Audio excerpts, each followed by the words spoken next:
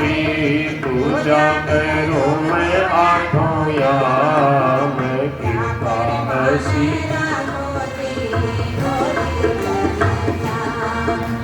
चाकर माने रख जीरो जीवन श्याम।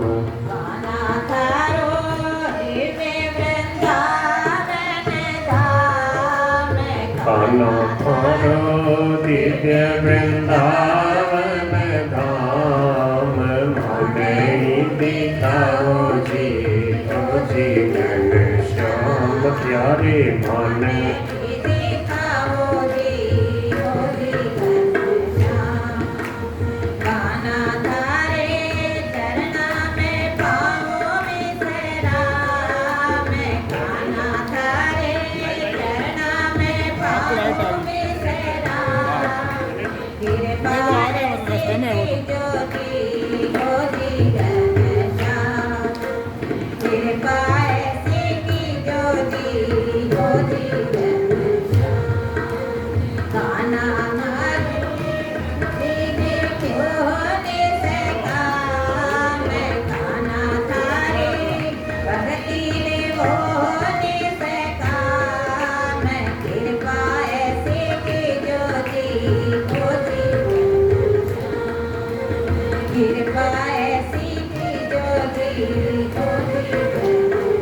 बोल कृष्ण कन्हैया लाल की जय, भक्तवत्सल गोपाल की जय।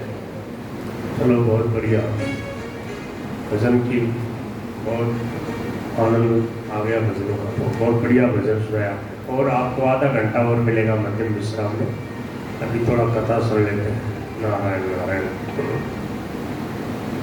तो भगवान पृथु जी जो है धर्म की स्थापना के लिए जब वेद का भुजाओं का मंथन किया तो भगवान पृथु और अर्ची जी प्रकट हुए। भगवान पृथु के नाम से इस पृथ्वी का नाम पृथ्वी हुआ और राजाओं ने तो इसे अपनी भोग्या माना। राजा पृथु ने इसे अपनी बेटी के समान माना और महाराज पृथु ने बड़ी धर्म की स्थापना करी, प्रजा को धर्म का उपदेश दिया। बहुत बड़े बड़े यज्ञ किए, 99 यज्ञ कर लिए। 100वां अश्वमेध यज्ञ कर रहे थे, देवराज इंद्र ने बड़ा उत्पात मचाया। अत्रि ऋषि यज्ञ के आचार्य थे, उनकी कृपा से राजा पृथु का बेटा इंद्र से वह घोड़ा छीन करके वापस ले आया और फिर इंद्र ने उत्पात मचाया।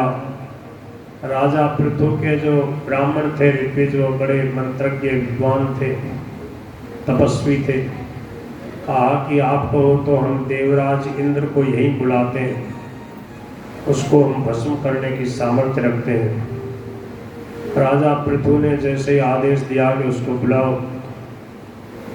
मंत्रों के प्रभाव से इंद्र का आकर्षण किया। इंद्र का सिंहासन डोलने लगा। ब्रह्मा जी ने देखा, अरे राम, त्रिलोकी का राजा इंद्र है, इसको जला के भस्म कर देंगे, मंत्रों में तो बड़ी भारी शक्ति है। ब्रह्मा जी ने आके उन ब्राह्मणों को समझाया और पृथु जी से कहा कि आप 99 यज्ञ रहने दो, आपको कौन सी स्वर्ग की प्राप्ति करनी, आप तो निष्काम भाव से भगवान की प्रसन्नता के लिए यज्ञ कर रहे हैं। बोले हाँ, तो बोले यज्ञ बंद कर दो। बढ़िया से बढ़िया शुभ से शुभ कर्म हो और उसमें लड़ाई झगड़ा हो, पंचायती हो, तो समझदार व्यक्ति को क्या करना चाहिए, आग्रह छोड़ देना चाहिए, तो लड़ाई झगड़ा शांत हो जाता है। भगवान स्वयं इंद्र के साथ प्रकट हो गए महाराज पृथु की यज्ञशाला में और कहा कि ये आपका अपराधी इंद्र है, इनको आप क्षमा कर दो, आप तो संत हैं, भक्त हैं। भगवान को आया हुआ देख करके बड़े प्रसन्न हुए महाराज पृथु, चरणों में प्रणाम किया। प्रभु ने कहा, वरान विभो, जो चाहो मेरे से मांग लो। कहा, प्रभु आप प्रसन्न हो जाए तो आपसे और कुछ नहीं चाहिए, बस आपकी कृपा चाहिए, आपका प्रेम चाहिए। न काम ये नाथ तदप्य हम क्वचित, मैं आपसे कुछ नहीं चाहता। न यत्र युष्मच्चरणाम्बुजासव, आपके चरण कमलों की भक्ति को छोड़कर मुझे कुछ नहीं चाहिए। प्रभु बार बार कह रहे थे कुछ तो मांगो, तो कहा प्रभु आपकी कथा मुझे प्यारी लगती रहे, आपकी कितनी ही कथाएं सुन लो, कभी मैं उकताऊं नहीं। और जैसे ही कहीं भी भागवत की सप्ताह कथा हो, रामायण की कथा हो, भक्तमाल की कथा हो, तो सबसे पहले जाके आगे जाके बैठ जाओ। और जब तक कथा हो तब तक कभी मैं घड़ी न देखूं महाराज, मेरा गोडा न दुखे और मेरे को कभी उबासी भी नहीं आवे, नींद का झटका तो दूर रहा, बस ऐसी कृपा करो। और विधत्स करणायुतमेशमे वर, हर आयुतम मानी 10,000 कान दे दो मेरे को। 2 कानों से आपकी कथा सुनते सुनते पेट ही नहीं भरता, 10,000 कान जैसी शक्ति 2 कानों में आ जाए। भगवान ने कहा ऐसा ही होगा। यश शिवम सुश्रव आर्य संगमे, हे राजन आपके ऊपर संतों की विशेष कृपा होने वाली है और प्रेमी भक्त आपको मिलेंगे और उनसे आपको और विलक्षण मेरे तत्व की बातें सुनने को मिलेंगी। भगवान ने ऐसा कह करके और उनको भक्ति प्रदान करी। प्रभु अंतर्धान हो गए। राजा पृथु ने अपनी प्रजा को धर्म का, भक्ति का, ज्ञान का, सेवा का उपदेश दिया। कहा कि देखो मेरे प्यारे जितने भी सभासद हैं, आप सब मुझे बहुत प्यारे लगते हैं। मैं आपकी सेवा करने के लिए राजा बनाया हूँ। अहम दंडधरो राजा प्रजा नाम योजित है, रक्षिता वृत्तिदय स्वेषु शेतेषु स्थापिता पृथु।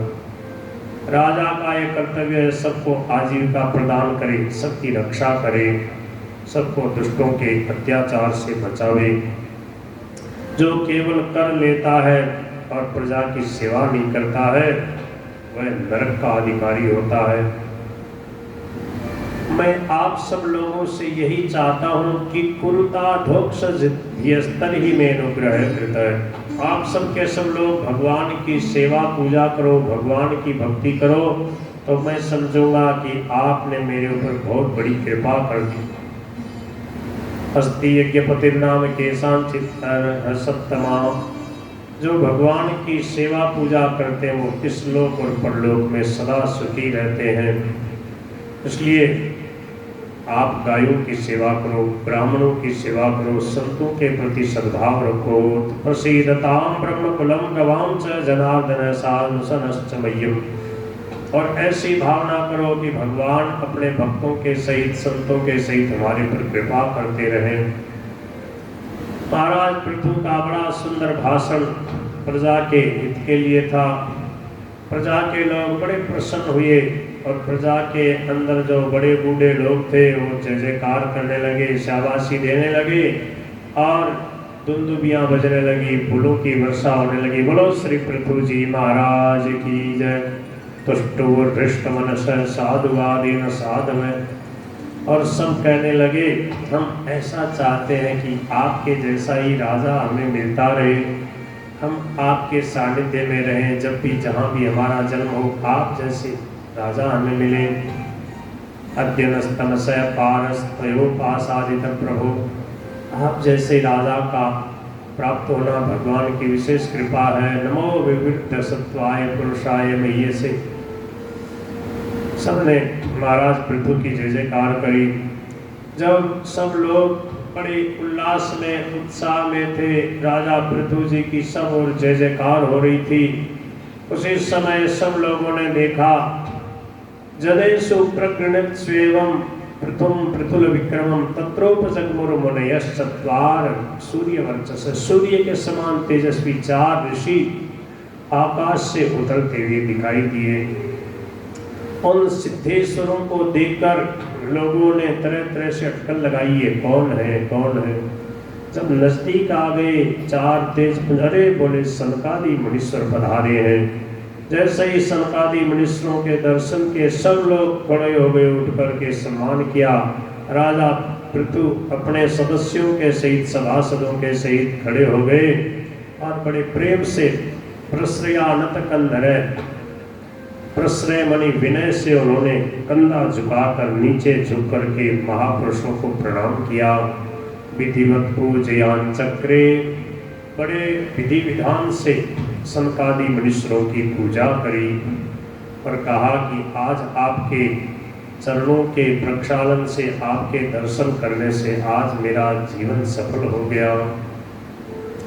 बड़े सुंदर सुंदर सोने के सिंहासन अग्नि के समान देदीप्यमान जो चमक रहे थे, ऐसे हाटकासन आसीना, हाटक मानी सोना, सोने के सुंदर आसनों पे उनको बैठाया। श्रद्धा संयम संयुक्त प्रीत प्राह भवाग्रजान, भवाग्रजान, भव मानी शंकर भगवान के, अग्रज मानी बड़े भाई, शिव जी के भी बड़े भाई हैं, ब्रह्मा जी के सबसे बड़े बेटा है, देखने में तो छोटे छोटे सनकादि मनीषर। राजा पृथु बोले अहो आचरितम किम मे मंगलम मंगलायना। हे महापुरुषों, आज आपके दर्शन करके मैं बहुत आनंदित हूँ। मैंने ऐसा कौन सा मंगल में आचरण किया है जो आपके मुझे दर्शन हो रहे हैं, जिस पर ब्राह्मण अथवा अनुचरों के सहित श्री शंकर या विष्णु भगवान प्रसन्न हो, उसके लिए इस लोक और परलोक में कौन सी वस्तु दुर्लभ है। किम तस्य दुर्लभतरम इह लोके परत्र च यस्य विप्रा प्रसीदन्ति शिवो विष्णुश्च शानुदयः। हे महापुरुषों, निर्धन होने पर भी वे बड़े भाग्यशाली हैं जिनके घर में आप जैसे संत पधारते हैं। अधना अपिते धन्या साधवो गृहमेदिन, और जिनके घर में संत नहीं जाते वो घर कैसे हैं। कितनी संपत्ति से भरे हो, कितना ही भंडार भरे हो, कितना ही सोना रत्न चांदी हीरे मोती भरे हो, बोले वो घर किसी काम के नहीं। वो तो कैसे हैं, बोले व्यालालय द्रुमावैते, व्यालालय, व्याल मानी सर्प, जिन पेड़ों पे बहुत सुंदर सुंदर फल लगे हो, आम केला सेब संतरा लगे हो मैया, गर्मी का मौसम और किसी को भूख लग रही हो और आम के बगीचे में पहुंच जाए, मीठे मीठे आम पके हुए और सोचा दो चार आम तोड़ लिया, और जैसे ही आम तोड़वा जाओ तो देखो अरे काला सांप लटक रहा होगा, खा जाएगा। तो कोई आम खा सकता हो? ऐसे ही बोले जिस घर में संत महात्मा नहीं आते, सत्संग नहीं होता, भजन कीर्तन नहीं, बोले वो घर कैसे हैं। बोले फलों से भरे हुए जैसे पेड़ और वहाँ सर्प लटक रहे हो, ऐसे हैं, किसी काम के नहीं। व्यालालय द्रुमावैते व्यरिक्ताखिल संपद है, यद गृहास तीर्थ पादीय पाद तीर्थ विवर्जिता। हे महात्माओं, आपका स्वागत है, स्वागतम वो द्विजश्रेष्ठा यद व्रतानि मुमुक्षव है। आप जैसे महापुरुष तो पृथ्वी को पावन करते हुए विचरण करते हैं। आपको ये पूछना कि आप कुशल मंगल तो है, एक प्रकार से शोभा नहीं देता। क्यों? आपके लिए कुशल अकुशल का प्रश्न ही नहीं है। आप तो सुख दुख से पहुंचे उठे हुए हरदम आनंद में मगन रहते हो। आप जैसे संत मिल जाए तो क्या पूछना चाहिए कि कल्याण कैसे हो। यही लिखा संपृच्छे भवते तस्मिन् क्षेम के नान्य साधु, हमारा कल्याण कैसे हो, भगवान कैसे मिले। सनकादि मुनीश्वरों में से सनत कुमार जी बोले साधु पृष्ठम महाराज, हे महाराज पृथु, आपने बहुत बढ़िया बात पूछी। आपका चित्त भगवान में लगा है, आपकी मति भगवान में लगी है। देखो राजन, संतों का दर्शन सत्संग सबका कल्याण करता है। संगमय खलु साधु नाम भये शाम च सम्मत है। संतों से जब बातें करते हैं, प्रश्नोत्तर होता है, संवाद होता है, तो सुनने वाले, कहने वाले, पूछने वाले सबका कल्याण होता है। सर्वेशां वितनोति सम। देखो राजन, आपको सार सार बात बताते हैं। शास्त्रों का यही कहना है, गुरु और शास्त्र के वचनों में विश्वास रखना चाहिए। भगवान के भक्त जैसा धर्म का पालन करते हैं वैसा पालन करें, श्री हरि की उपासना करें, नित्य प्रति पुण्य कीर्ति भगवान श्री कृष्ण के भगवान की पावन कथाओं को प्रेम से सुने। जो लोग इंद्रियों और इंद्रियों के भोगों से प्रेम करते हैं ऐसे लोगों से दूर रहे। आसक्ति पूर्वक तरह तरह की चीजों का संग्रह